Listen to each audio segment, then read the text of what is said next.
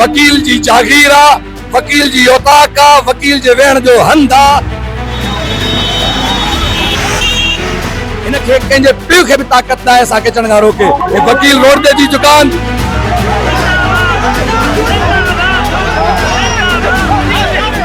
आज बिल्कुल in time असां Sindh high court bar association मौजूद है जिते कराची बार जा अॻुवाण सभई वकीलन सां गॾु हिते दाख़िल थी उन्हनि कन्वेंशन शुरू करे छॾियो आहे। अचो त हिते सीनियर वकीलन सां ॻाल्हि ॿोल कयूं था त उन्हनि जो इन कन्वेंशन जे हवाले सां छा चवणु आहे। 26 ऐं 27 अमेंडमेंट खे वकीलनि रिजेक्ट कयो आहे, यूनानिमसली कयो आहे। तव्हां ॾिठो हूंदो यकजहती इहो ख़दशो त को बि वकीलनि जा 2 ग्रुप आहिनि ऐं हिकिड़ो वकील नथा चाहिनि ऐं हिकिड़ा वकील चाहिनि था। अॼु उनजो वाज़े सबूत आहे ऐं तव्हां ॾिठो हूंदो को अहिड़ी बदमग़ज़गी न थी वकीलनि जे दरमियान। पुलिस सां जेको उन रुकावट कई उन्हनि सां त जेको हो सो तव्हां ॾिठो। बाक़ी वकीलनि में यूनिटी हुई ऐं जेके चाहिनि पिया त वकील जेके यूनाइटेड न आहिनि, 2 धड़ा आहिनि, अॼु उन्हनि ॾिसी ऐं मायूस थिया आहिनि।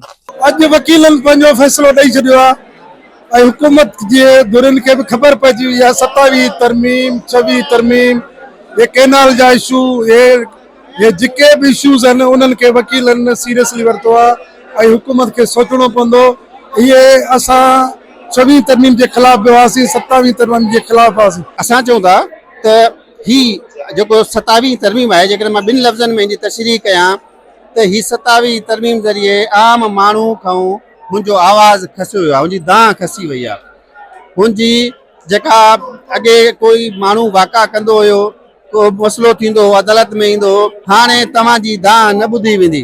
वकील जी डिक्शनरी में रुकावटनि जो नालो न हूंदो आहे ऐं ही बार रूम वकील जी जागीर आ, वकील जी औताक आ, वकील जे वेहण जो हंध आ। हिनखे कंहिंजे पीउ खे बि ताक़त न आहे असांखे चढ़ण खां रोके। वकील रोड ते जी दुकान ऐं आइन जी बहाली ताईं ये जंग जारी रहंदी।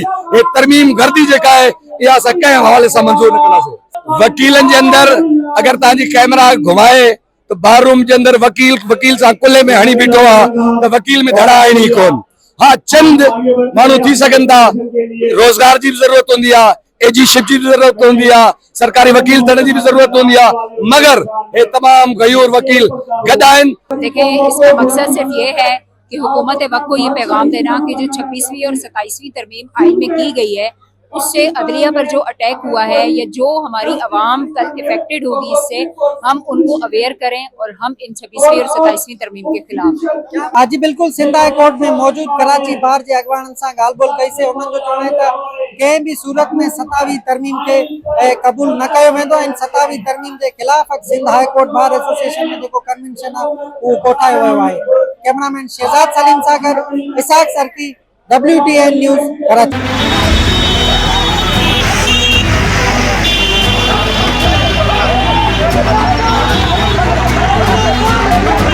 बार रूम वकील जी जागीर आ, वकील जी औताक आ, वकील जे वेहण जो हंध आ।